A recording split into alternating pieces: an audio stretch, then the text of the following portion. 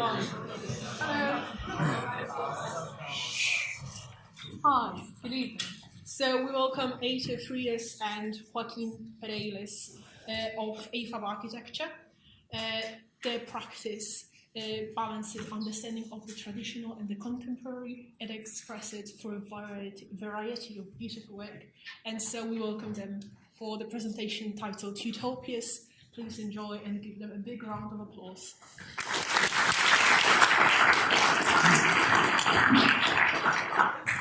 Hello.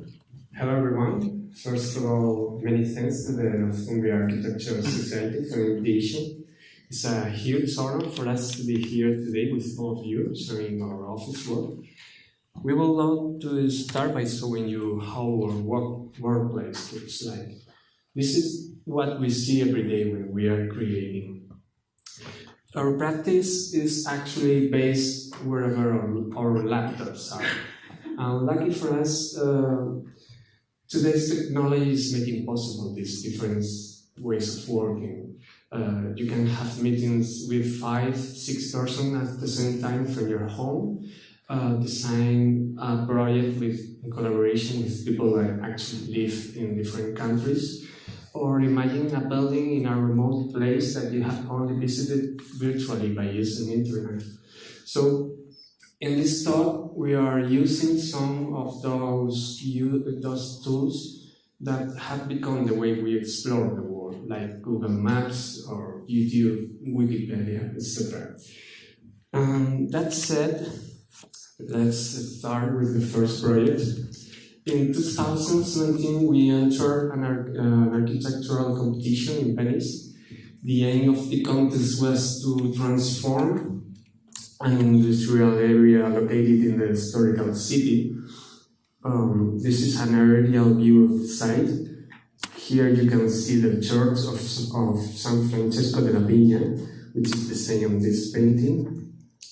We had to transform this abandoned factory into a cultural center. That was the aim of the brief. First, the need to establish a relationship between the cultural center and the lagoon was so obvious that it was even imposed by the very brief of the competition.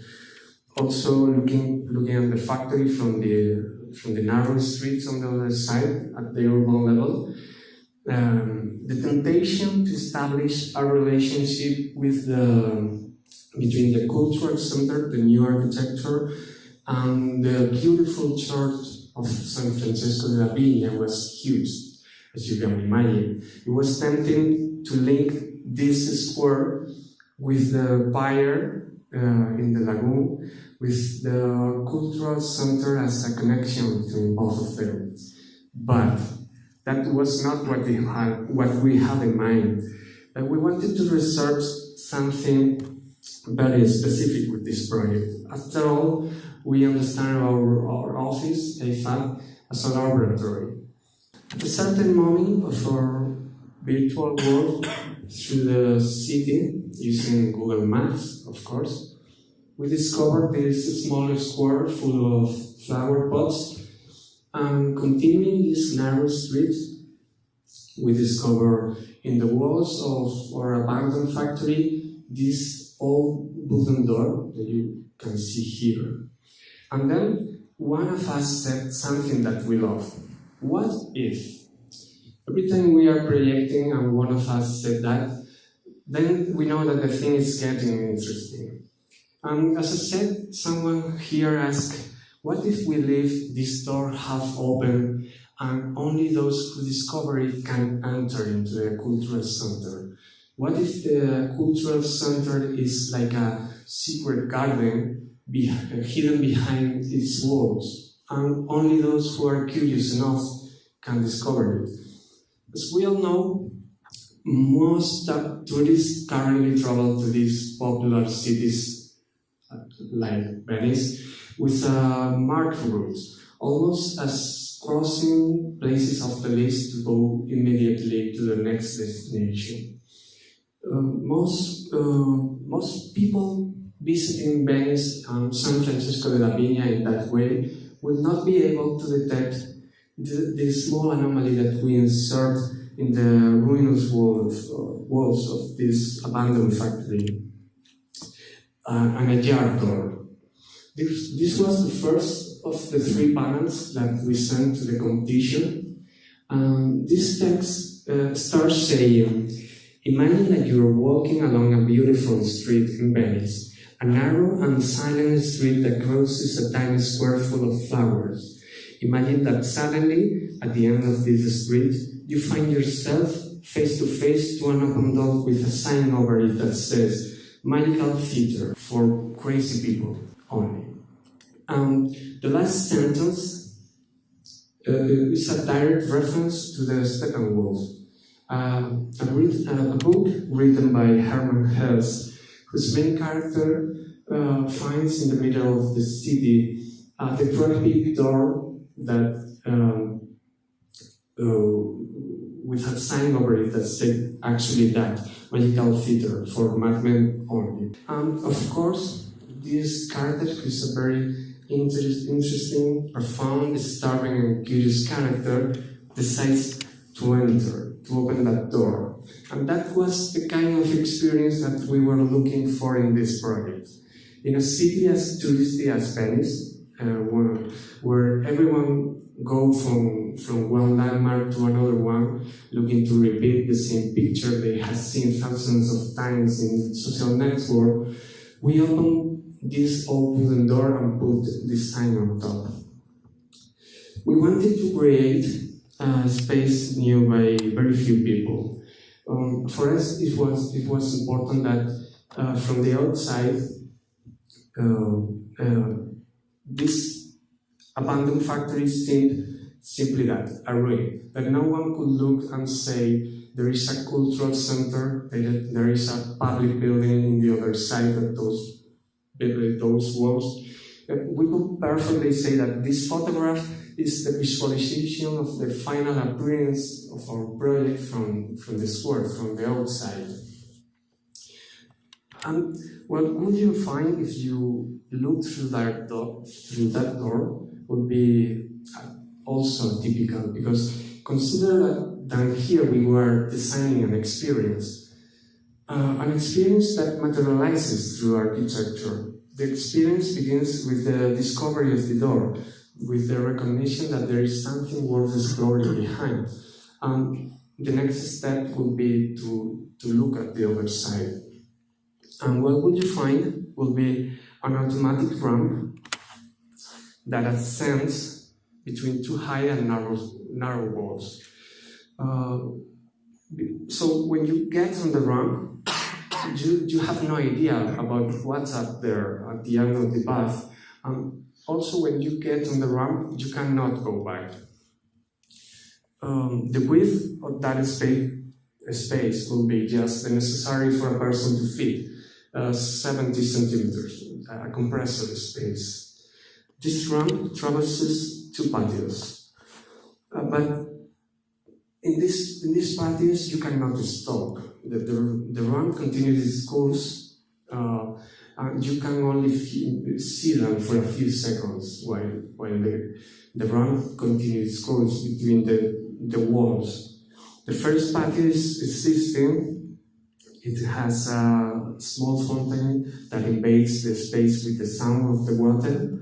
And the second one is a new patio that we created within one of the deposits with 26 meters in diameters. But as I said, you cannot stop in those patios.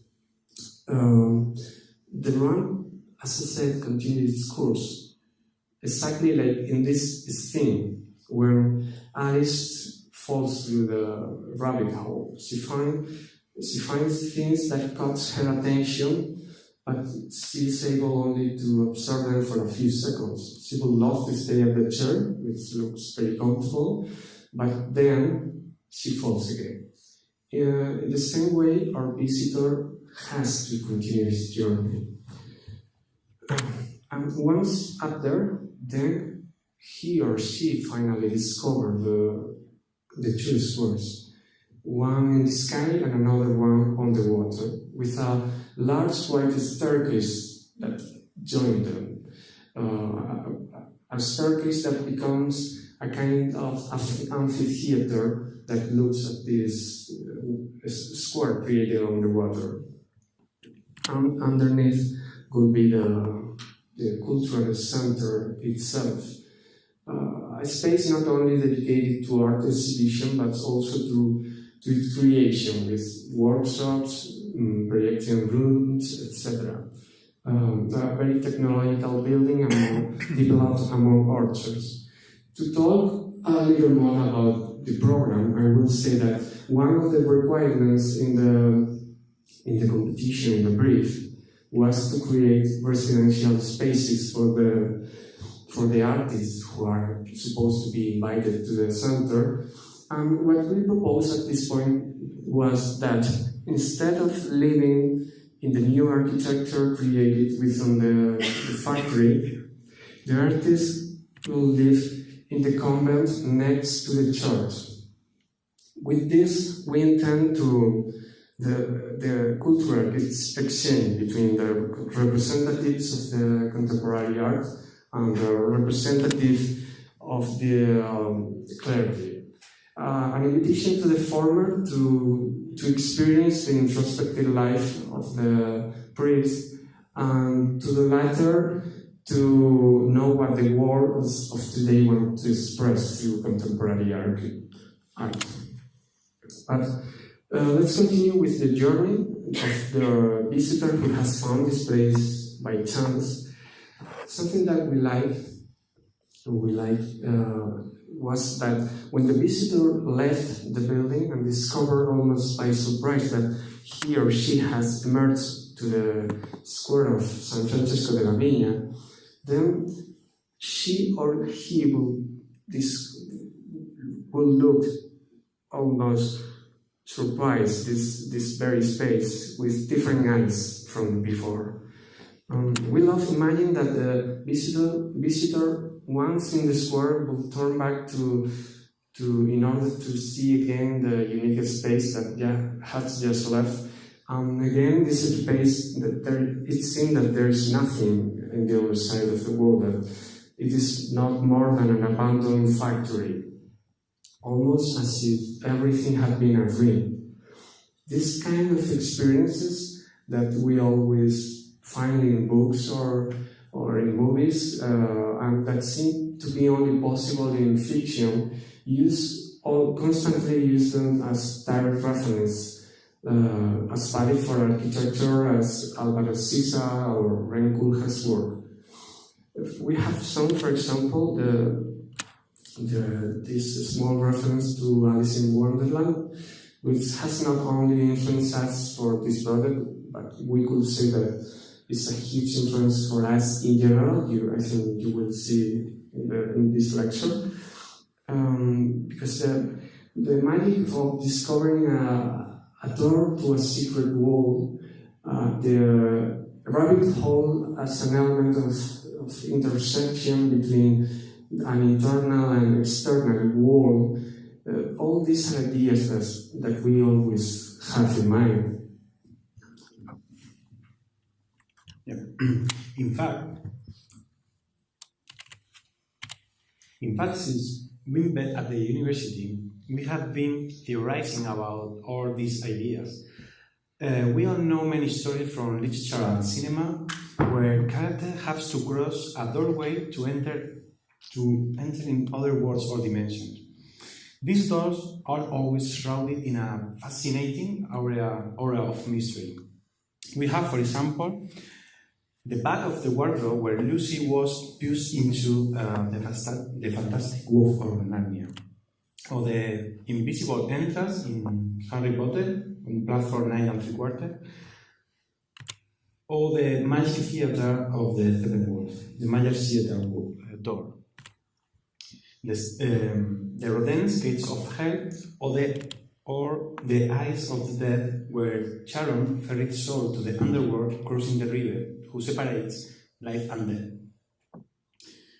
All of these examples are related in a way, two different worlds separated by a doorway. The interesting is that from each of these steps we can get very useful information, inspiration for those of us who are dedicated to creating spaces.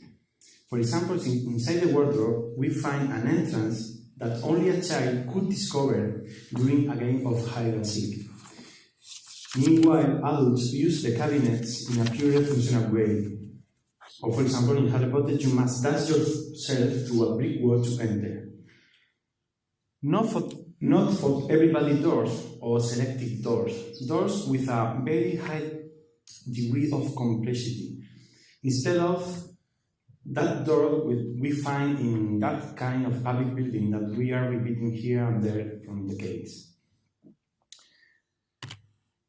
For the moment, and for telling you more about our influences, we are going back to the university time when Aitor and I began to explore all these ideas.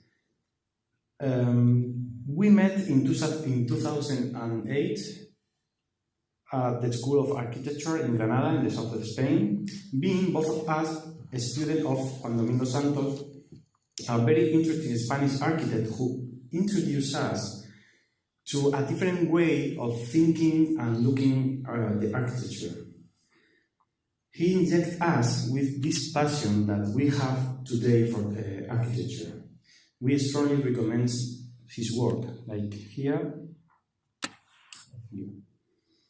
He also told us about some concept like serendipity. I guess you are familiar with the term, right? This meaning fascinated us. In Spanish, this word didn't exist, it was incorporated from English. Serendipity is the luck some people have in finding or creating interesting or valuable things by chance. It refers also to the ability of a person to recognize that has made a wonderful discovery, even if the person wasn't squared off. That is the kind of experience that we were looking for in the Venice project that already I told you. You are walking through a beautiful city like Venice, a city full of mystery and legends, and suddenly you find a door that takes you to a surprising and unexpected space. That's what we call fortunate stroke of serendipity. The wonderful thing about the concept of serendipity is that you must be open to the discovery. You must be able to recognize the finding. This is something that we enjoy a lot when it happens. But another thing that we learned from those days at the university is the need to take into account the context and the memory of the place. Like here, this example from Siza, the swimming pools in Oporto. Women not only taking into account exclusively urban or purely architectural issues such as functionality, aesthetic, or budget, but also, in some way, the history and the story that has been taking place in that very site. We have, for example, another project that we love from Aires Mateus, which is the house in Alenque, where the new house is built in harmony between the ruins of our previous one. And here, precisely, this was one of the starting points of the following project that we are going to describe. The rediscovered city. This was a proposal that we made for a competition in which they asked for a very technical building with a large program dedicated to biomedical sciences in the outskirts of Getafe, a city close to Madrid. The place of the insertion, as you can see, was precisely this peripheral area on the outskirts of Getafe, a place where this new urban fabric is being generated with isolated blocks where nobody knows anyone else, with huge streets and roundabouts, of course. The roundabout as the symbol of the new city, a city generated for the cars. The roundabout goes first and then the city. So we wanted to go deeper on this topic when we started to project this building. But in this case, the research field was so short because of the specific rules of the program. Although it was huge, about 10,000 meters square, the scale it not was large enough to have a real impact at the urban level. Investigating about the history of the place, we made a small discovery. It turns out that the place of the section of our building is next to what was once the royal route, the Camino Real between Madrid and Toledo. The important thing about this fact is that Getafe, the city, was originated around a route where travelers and merchants exchange all kinds of products and stories under a tree in a little square. Elements such as a patio, a placeta, which is a small square, a tree, or an fontaine. This is how Getafe was founded. There is something very pure in that mechanism of generating architecture. Something very elementary that directly attracted us. So we decided to use the same mechanism. Instead of building a large building about 10,000 meters square in a single block, we decided to project 7 pieces in an intermediate scale around a patio with a tree and a fontaine. As simple as that. We put the laboratories, which was a third part of the program in terms of the surface, mimics in a podium that mimics with the topography. So the volumetric perception of that was even less massive. After all, the laboratories demanded a very high degree of isolation. On the one hand, we analyzed how to distribute a building of this characteristic. So, with uses as diverse as laboratories, classroom, offices. So, briefly, we came to the conclusion that what really characterized this building was the internal users' movement between them. Researchers constantly have to go from one laboratory to another one. Teachers goes from the classroom to laboratories and also to the office, and a student from the classroom to outdoor spaces. So we took all of this into account for our final distribution. But on the other hand, we wanted to create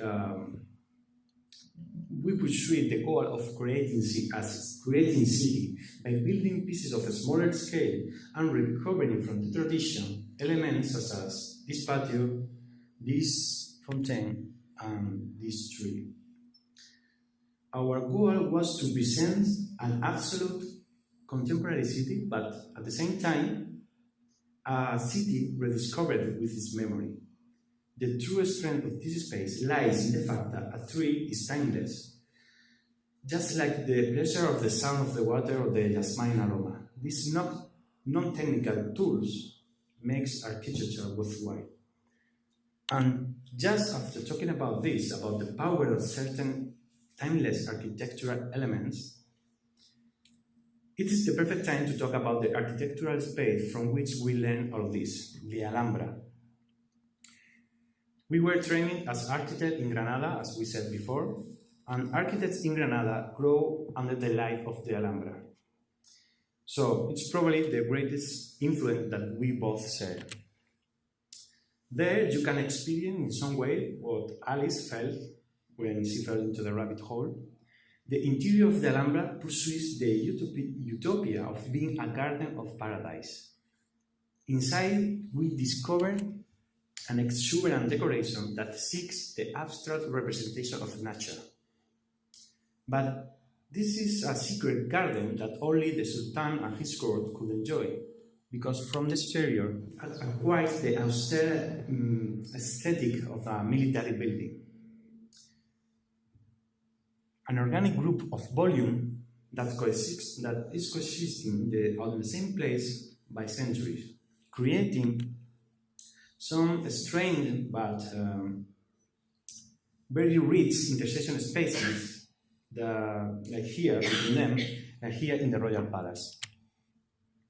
Or simply the fact of being a piece of architecture that includes all the sense in the experience. By wandering through the Alhambra, you can hear the sound of the water falling into a large pool covered with beautiful iridescent tiles. Meanwhile, the scent of the orange blossom invades the general garden at your pace. I wanted to say something about the Alhambra because we love it.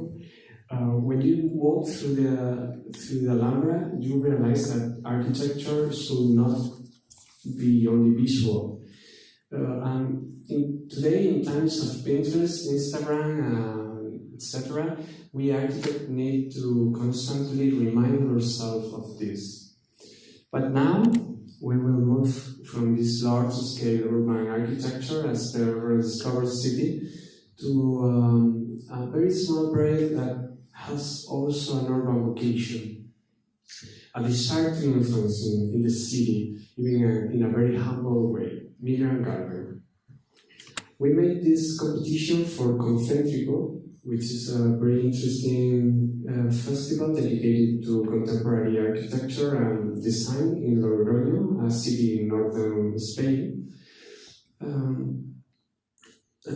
This project was selected finally, but sadly it was not built. So we are showing you simulation and renderings. The starting point of the competition was to make an intervention in this square using 20 wooden panels as a base material. This generated object had to be in this square for 5 days during the celebration of the festival. And what we proposed was to use those 20 boards to make a geometrical garden. An interactive garden in which people could take the flower pots to their homes or to other spaces in the city, making the intervention to expand and to stay beyond the duration of the festival. We imagined pots with flowers and with the logo of the competition scattered all over the city, as you can see in this action. A pot on a dumpster, a pot in some room of a college student. It was a very simple but beautiful idea. We know where the intervention begins in this square, but we don't know where it ends. We don't know to where the network of paths will expand. Something that we loved about this project was to imagine how slowly, or maybe how quickly, the geometrical garden will be emptied of pots during the course of the festival, with the passage of the days, until being totally naked. Then the wood of the 20 panels will be finally visible, almost like a sculpture now that it has no use. Also, in addition, that same year, we sent to Concentrico, to the same festival, another proposal for other of the location, because in Concentrico they propose a series of intervention in different places of the historical city, and you can send project for any of them. And in this case, what was requested was to create a pavilion in another square of the historical city, using again the wooden panels that they gave you. This project was not selected, runner-up, but we still find it interesting to share it with you because two specific aspects. First, because the concept that there is behind it, And second, because the research we developed in terms of architectural representation, which as you will see was quite analog, using papers, wooden cutouts, or even plastic. It was really fun to do this, to make this project indeed. And the motto, as you can read here, of the project was directly "What if?", which, as we have mentioned before, for us it's like a recurrent phrase. It's almost like an adjective when we are creating. Let's say that we have a lot of fun when we find an idea that requires to ask yourself, what if? Because if you think about it, when one of us is trying to explain to the other an idea, start saying that, what if? What he's really doing is prepare to the other for a very crazy idea, a little crazy idea. When you say that, what you are really saying is, I know this is going to sound strange, but use the imagination. And this project was simply called that, what if, because the whole idea in the base was, what if we, instead of making a pavilion in the square, we make the whole square to become a pavilion. It was very simple. Why not? Instead of colonizing the square by inserting an object pavilion in the square, transforming it by treating the light. After all, light is and will always be the most precious material that an architect can use to create iconic spaces. What we proposed was to cover the whole square with a system of recycled and translucent plastic tapes that shift the light, sunlight during the day, street light at night, and projected a carpet made of colored lights and shadows all over the floor.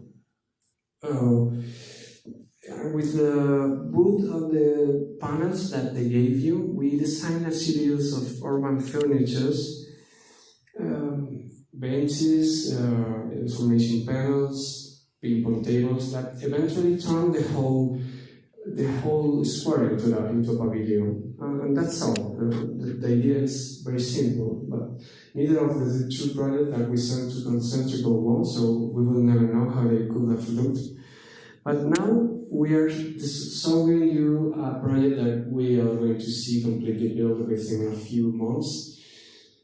Consider that Afab is only since 2017, so we are really happy to be in the final phase of this project now. It is a refurbishment of a very large apartment in Covent Garden, London. It was the first assignment that Afab received back in late 2016. At that moment, we were both disconnected from architecture, in a kind of break from architecture. Joaquin spent some time exploring graphic expression beyond architecture, and I was dedicating myself to photography during a couple of years. And it was precisely in a photography exhibition that I was lucky enough to be able to make in London, where I met the one person who could later become the first one to trust us to materialize our ideas into something physical, into something that costs a lot of money. Of course, creating practice from scratch, this is very difficult, especially for a couple of nobodies with no context like us, because someone has to give you your first project, someone has to trust you to make that first step. But the fact that we were both disconnected from architecture for a while is not only useful to tell you how we got our final assignment. We both agree that it was useful to somehow detoxify ourselves from some concept that we could drag from university space. And with this, I don't mean that every student should disconnect from architecture for a while. I only mean that it helped us to find our own voices and also to open our minds to other artistic disciplines.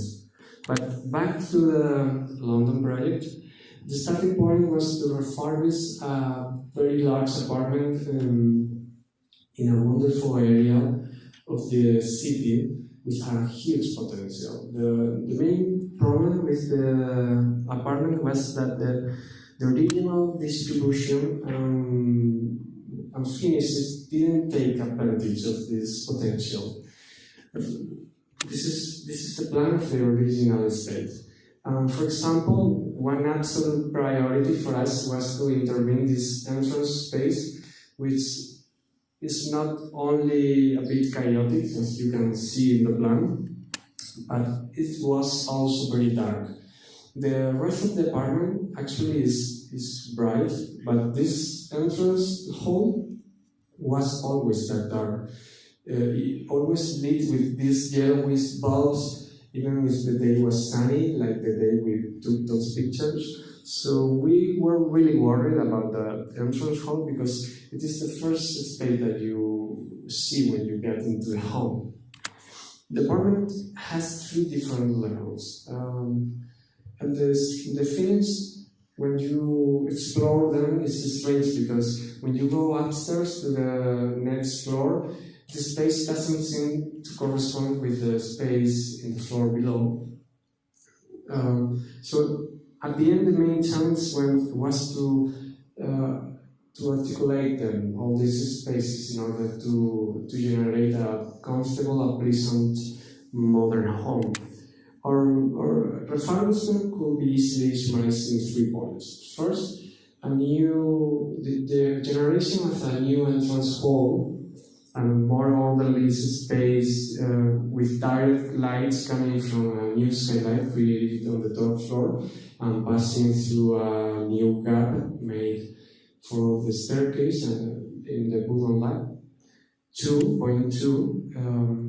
The insertion of a sculptural staircase that articulate all the spaces vertically, insert a strong point of inertia in the heart of the house, reference that help you to have a wider vision of the house as a whole. This is a simulation made by the company that is building the staircase that we designed. That was the state of the building was more or less 4 months ago. The staircase has been conceived as if putting a 7-meter-high sculpture directly inside the house, that when you walk through it, you discover every space almost by surprise. We are really looking forward to see this staircase finally built, but it has to be the last thing built in the house because it's very fragile and can be damaged. This staircase articulates all the spaces from the ground floor to the roof, where it's going to be a little terrace. And finally, in order to finish with this project, the third point for refurbishment is the insertion of a series of furniture built in black marble, distributed all over the apartment at a specific places. So at the end, this project has involved a quite intense intervention in the apartment configuration and also in the structure, which has been very complicated because I'm also very fun and exciting because we have calculated everything by ourselves. So we can have the control of every detail of the building work. This is the actual state of the building work. We are now in the most exciting and complicated part of the new reinforcement put in the new structure. I think that's all that I have to talk about this project. Thank you. So now we want to present you one of our favorite projects, which is Sand and Salt Emeralds. On this occasion, the competition brief called for an intervention in this old tower located on the seashore of San Miguel in the southern Spain. The project have to include small tourist office, toilets, parking area, and some rooms for storage. The perimeter wall that you can see here in the picture was horrible addition that took place at the 60s when the tower was used as a small military building. Here you can see another piece of architecture that has come to colonize this environment, attracted by the tension caused by the tower in this landscape, beach bar. Here in this plan you can see how the intersposition of the tower and how these all pieces of architecture has been added to it. Farther south, down the coastline, there are some salt works where we can find these white mounds like natural topographies. We find this topography very fascinating in the middle of such an arid environment.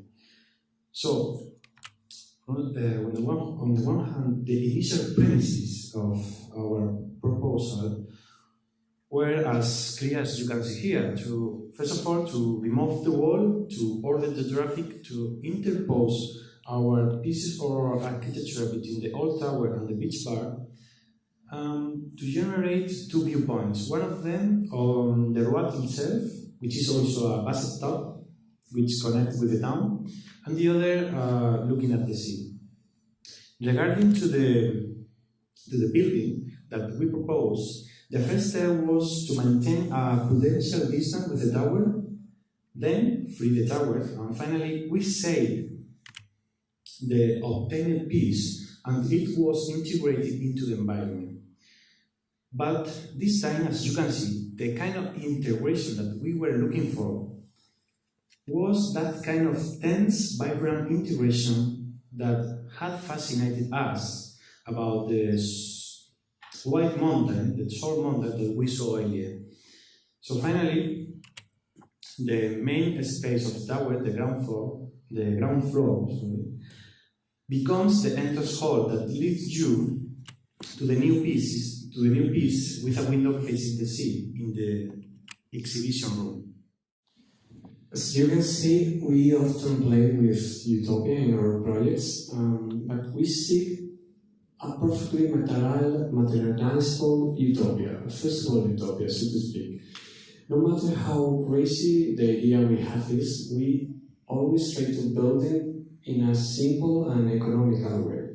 If we don't find that simple and economical way to materialize it, we discard that idea, because that utopia is beyond our ability to materialize it. We seek utopia understood as a very pure idea that is capable of generating very simple and abstract architecture. The next project could be an example of that. In this case, the competition, the rules requested proposals that reflected on sustainable architecture in Central African countries. Of course, they were oriented, the brief was oriented to an urban environment, to insert that architecture in very big poor cities where large ghettos are growing. However, again, we didn't do that. Our project starts from the premise of inserting this collective housing in this natural environment located in Rwanda, a wonderful country where you can find this interesting landscape formed by hundreds of hills full of tea plantations. The thing is that local people only visit these hills in order to work and to collect tea, and they are not really able to enjoy it. Also, we wanted to break with the image of the collective housing architecture that has been generated by contemporary architects in the last 20 years. Of course, all those are wonderful projects with recycled materials and a very low cost, but we wanted to try at least to get with that same low cost and with those same materials a result that could to get to the extent possible a result that could have that sophisticated aspect, that sophisticated finishes that we demand to the buildings here in Europe. So we designed a series of modules in which every module is built within a few hours using mud, in which every module can be ready for its use in only 24 hours. The distribution of these modules generates this curtain in the center. For example, the garden that you can see there was planted with some plants that act as mosquito repellents because of the serious health problems that there is in Rwanda related with the transmissions of diseases through mosquito bites. In fact, the only gaps that we opened in the dwellings walls open to this garden, and they are also protected with mosquito nets. So it's a very serious problem there. And finally, the shape of the module ends up with this sloping roof in order to facilitate the collection of the rainwater, because in Rwanda rains more than half of the year. This rainwater is channeled and finally treated in a small installation room by the reverse osmosis system to make it drinkable. One thing that we like about this architecture, ironically, is its versatility of use. Because in this case, we found very useful this versatility of use. Because you can build this kind of construction in order to generate buildings of great need in Rwanda, such as a hospital or a school, for example. Since we enjoyed projecting architectures in such remote places, we later repeated with this proposal for a competition in China. This time, our project was disqualified at the first round, we must say, because we challenged absolutely every single point of the rules. So, however, this is one of our favorites so far, so we are going to introduce it. Nowadays, the Chinese government is building public toilets in small towns lost in the mountains because of the tourism that requires these facilities. More and more people are coming from the west, and they are not used to doing their things in the countryside. So the jury of this competition was looking for a very functional, ecological, accessible, but not very iconic object. However, designing a toilet in somewhere else in the world is not the same as designing a toilet in this place. A place inserted in one of the most beautiful and intriguing landscapes in the world. In such an environment, we didn't consider the possibility of designing a toilet as a functional service, as rather as a vital experience. We propose an absolutely iconic object which those who visited will remember forever. A different and unique experience in life, the most beautiful toilet in the world. In this axonometric, you can see how we changed the dimension of the brief imposed by the brief to become a 15 meters of black marble tower, a 15 meters of stairs, of course, which is not accessible, just like the mountain where the piece of architecture is inserted. So what you see here, it's a viewpoint, but a viewpoint that, because of its use, only it can be used by one at a time, so that you can experience a feeling of isolation, a feeling of solitude. Again, we are talking about an experience. Again, we use the architecture as a way or tool to get that experience. We don't want to leave today without introducing you a house that we have designed from scratch and with creative freedom, because the London's project is residential, but at the end it is our farthest one. So now we are going to describe you another assignment that we received in the first life of our office. The project was located in a beautiful town, old town, in the south of Spain. One of those white villages that could be in the legendary book of Architecture Without Architects, written by Bernard Rudolowski. But sadly, this village nowadays is expanding by building huge urbanization with hundreds of homes repeated in rows covering the hills. These new neighborhoods are supposed to belong to that old town, but share nothing with it.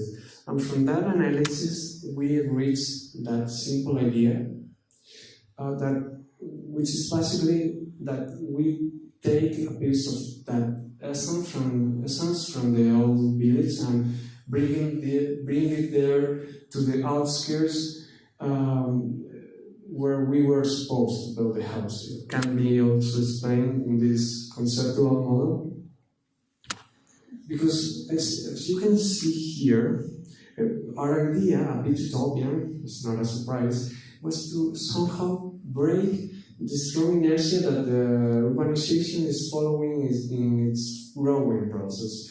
As you can see here in this plan, all the houses that are emerging there are exactly the same. And this is not only because of the lack of imagination, it is also because the local regulation pushed you strongly toward these compact blocks in the center of the land. Even for us who wanted to make something different, it was really difficult to find the loophole in the regulation that allowed ourselves to escape from that.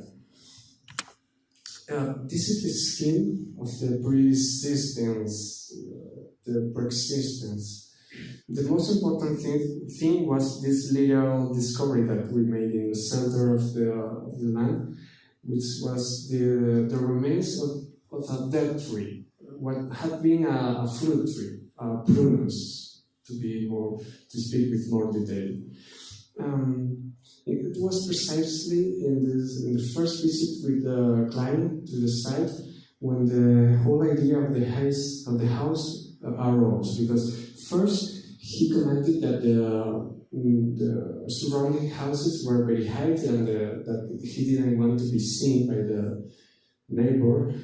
Second, one of us said, just talking around this tree, someone said how nice it would have been to build a house around this tree. The next that was said was, of course, what if we replant this tree and make this project?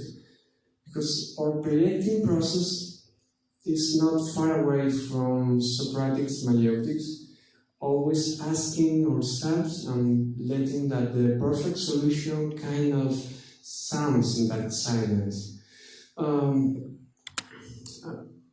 Exactly, this is the history how this idea came about. This is the plan of the house that we designed with the with the tree in the center. Also has a small fountain. I don't know if you can see there. I think not. But of course, it has a small fountain to invade the space with the sound of the water again. And the next project. Well, and finally, in order to finish this talk, we are going to present you the last project that we have done in the context of a competition. Madrid City Council called for a competition to complete its library network by building a library in each of the 3 neighborhoods that doesn't have any library yet. So each team was invited to choose one of them, build a library. So we must say that the rules for this competition were the most specific rules that we have seen so far. They asked for a very public library with multifunctional spaces to give concerts, exposition, lectures, so on. This kind of public building that contemporary architecture has been repeating here and then for the last 10 or 20 years as if they were damaged. Architects now are proposing this kind of building when we are asked for a museum, a library, an auditorium, a cultural center, a civic center, so. Well, at this point, in the conference, it's not necessary to say that we wanted to run away from that. We wanted to do a little research, experimented a bit. What a surprise. We asked ourselves, is there any difference between a library and a museum? Is there any difference between a civic center and a house? So then why create the same type of building for all of them? Louis Kahn said, schools began with a man under a tree who didn't know he was a teacher, discussing his realization with a few who didn't know they were students. We thought that it could be the core of a school, the essence of the school. But we have another example in art, like here, Picasso, that was investigating about the absolute spirit of the beast, in that case, the bull. That was that we want to explore in this project at the end, the essence of a library. Just create a wonderful place to read. I don't know if you have read the book of Neverending Story or have you seen the movie, but there is a scene that, for us, again, a scene that inspired us in the very beginning process of this project. It was the scene when Bastian, the main character, stole a book from a bookstore and they was look for a place to read. At the end, he found an attic at the gym of the school, so he were there secretly and began to domesticate that attic to transform it into a calm reading space. Some mats and blankets on the floor under the skylight from the ceiling, just read. That was the kind of experience that we wanted to design. Again, we say the same thing, an experience materialized through architecture. Architecture is the mean, is not the final objective. And to generate this kind of experience, the project must go beyond the object itself, creating an atmosphere, a special place protected where nobody is going to bother you and you are able to perform this act, which is that is becoming more and more rare, which is to open a book and read it. So to read a book as an act of romanticism that requires running away from noise, from traffic, from routine. What we are going to do now is to read the text that accompanies some illustration of this project, because we consider that, especially in this project, the text was so important that we want to give it the same value as the images. So in times of Pinterest or Instagram, nobody reads the text of the project. So, which is a little sad because we are generating a kind of architecture like as fast food, you know, like visual products that is understood quickly and easily. So, because we designed an architecture project whose main goal was that people read books, we also designed the way to tell that project, like an illustrated story or illustrated book, which is composed by a serious scene with a text and illustration. So it starts like this. What if I tell you that in Madrid there is a secret garden? I know, the first thing you will think, this is about some hipster coffee or a botanical garden full of grandparents. But what if I tell you that really there is a garden that is secrets in Madrid? I mean, a space that nobody knows, which can only be reached with a map. That kind of secret garden. Nothing special. Only a place that you can go to read, come, and to enter you need to bring a book, because the book is the key. Okay, as you have seen, the story focuses on how the main character, who has already visited the place, tells to someone who has never been there about the secret garden. That was, for us, the most important point of the project, how the existence of that place would be passed through the word of mouth, giving a place, again, a kind of aura of mystery. So this is a sort of selective process in which you will tell this story to someone who is interested in that kind of things, just like you. Someone with whom you will even go to a poetry reading, art exposition, or a musical interpretation that take place in that garden. You will tell to someone who will find it fun to reproduce all of this ritual, which is go to another library in Madrid, take a book, make a tour through the city, and then find the place.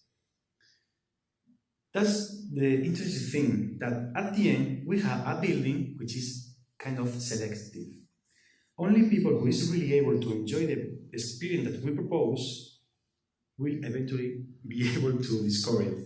If you think about it, we are talking about a building that is public, but at the same time is secret, which is a type of public building that doesn't exist. Because buildings that are usually secret, like military buildings, are not usually public. So the conclusion is that there is still a lot of room for investigation in the world of public buildings, beyond the very, very public option. So, of course, here, the space that you arrive has to be worth it. It has to be what it promises. It cannot be like the normal park or reading room. It cannot be like anything that already exists in the city, because if it is like them, why cross half the city? Why waste your time following a map? This is the way in which finally resolve this space, but for sure it could be different, of course. There are many ways to execute one single idea. It will depend on our personal preferences. For us, as long as the final piece of architecture fulfills the concept and the intention that we have at the very beginning, the shape is not such a big deal. The process that we usually follow is to try to find the simplest and most beautiful object or piece of architecture that meets our initial premises. So, well, this project was the last thing that we wrote to you. So it only remains to say that it's a huge pleasure for us to be here this afternoon, sharing our work and opinions.